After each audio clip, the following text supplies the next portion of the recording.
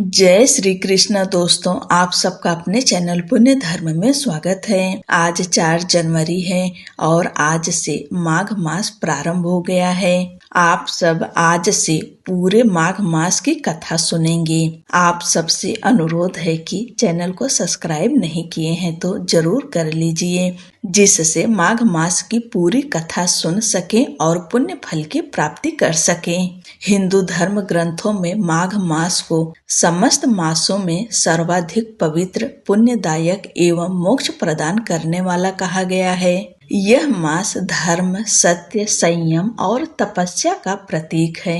मान्यता है कि माघ मास में भगवान श्री हरि विष्णु एवं माता लक्ष्मी पृथ्वी लोक में विचरण करते हैं और श्रद्धालु भक्तों के व्रत, दान, स्नान और जप को अनंत पुण्य फल प्रदान करते हैं। पुराणों में वर्णित है कि माघ मास में ब्रह्म मुहूर्त में पवित्र नदियों में स्नान करने से अश्वमेध यज्ञ के समान पुण्य की प्राप्ति होती है। इस मास में किया गया तिल दान, अन्न दान और वस्त्र दान जीवन के सभी कष्टों का नाश करता है। जो भक्त पूर्ण श्रद्धा, आस्था और नियमों के साथ माघ मास की कथा का श्रवण करता है, उसके समस्त पाप नष्ट हो जाते हैं तथा उसे श्री हरि की विशेष कृपा प्राप्त होती है। माघ मास केवल व्रत और नियमों का समय ही नहीं, बल्कि आत्मा की शुद्धि, मन की स्थिरता और ईश्वर से साक्षात्कार का दिव्य अवसर है। अतः आइए हम सब श्रद्धा भाव से इस पावन माघ मास की कथा श्रवण करें, जिससे हमारे जीवन में सुख, शांति, समृद्धि और मोक्ष का मार्ग प्रशस्त हो सके। माघ मास महात्म्य का पहला अध्याय। एक बार श्री सूत जी अपने गुरु श्री व्यास जी से कहा कि गुरुदेव, कृपा करके आप मुझसे माघ मास का महात्म्य कहिए, क्योंकि मैं आपका शिष्य हूँ। व्यास जी कहने लगे कि रघुवंश के राजा दिलीप एक समय यज्ञ के स्नान के पश्चात पैरों में जूते और सुंदर वस्त्र पहनकर शिकार की सामग्री से युक्त कवच और शोभायमान आभूषण पहने हुए अपने सिपाहियों से घिरे हुए जंगल में शिकार खेलने के लिए अपनी नगरी से बाहर निकले।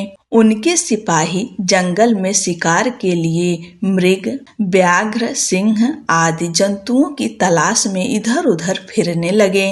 उस वन में वनस्थली अत्यंत शोभा को प्राप्त हो रही थी।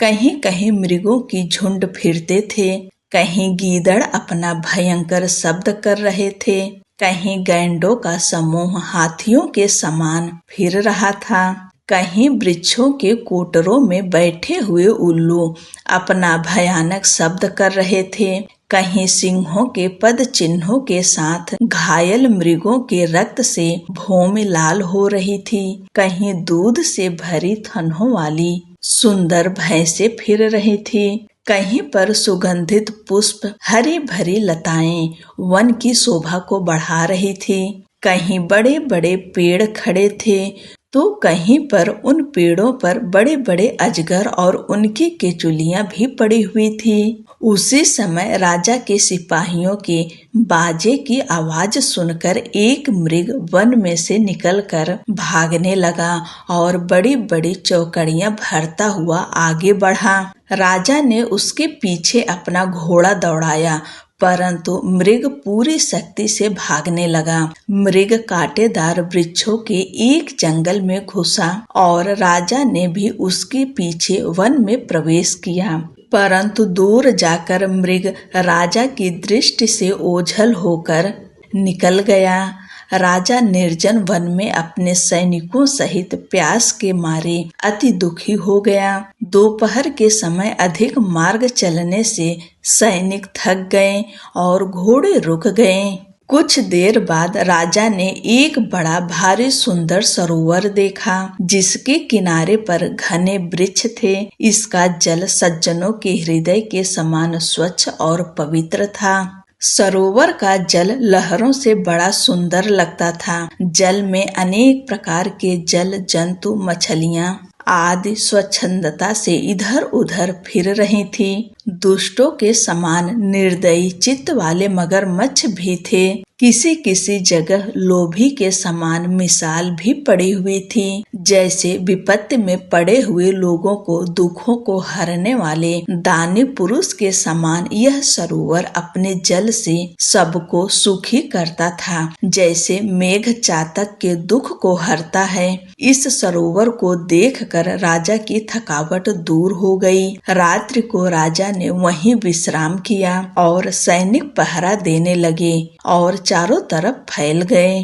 रात के अंतिम समय में सूकरों के एक झुंड ने आकर सरोवर में पानी पिया और कमल के झुंड के पास आया। तब शिकारियों ने सावधान होकर सूकरों पर आक्रमण किया और उनको मारकर पृथ्वी पर गिरा दिया। उस समय सब शिकारी कोलाहल करते हुए बड़ी प्रसन्नता के साथ राजा के पास गए और राजा प्रभात हुआ देखकर उनके साथ ही अपनी नगरी की तरफ चल पड़ा, जिसका शरीर तपस्या और नियमों के कारण बिल्कुल सूख गया था, जो मृग छाला और वल्कल पहने हुए था और नख रोम तथा केश धारण किए हुए था। राजा ने ऐसे घोर तपस्वी को देखकर बड़े आश्चर्य से उनको प्रणाम किया और हाथ जोड़कर खड़ा हो गया।